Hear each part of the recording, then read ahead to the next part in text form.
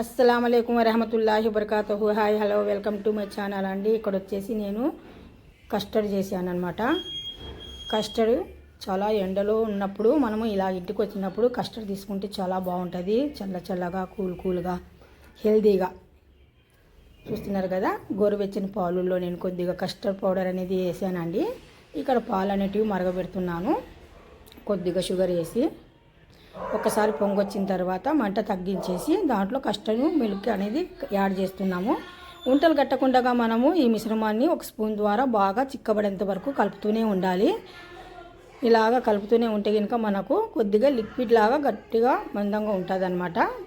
చూస్తున్నారు కదా, రెడీ అయిపోయిన తర్వాత ఒక గ్లాస్ తీసుకొని ఆ గ్లాస్లో వేసుకొని కొద్దిసేపు మనం ఫ్రిడ్జ్లో పెట్టుకొని ఇలాగా అలంకరించుకొని బాదం పిస్తాతో తాగితే మనకు కస్టర్డ్ మిల్క్ అనేది చాలా టేస్టీగా ఉంటుంది. ఈ వీడియో మీకు నచ్చినట్టుగా అయితే లైక్ చేయండి, షేర్ చేయండి, కామెంట్ చేయండి. అల్లా హఫీజ్.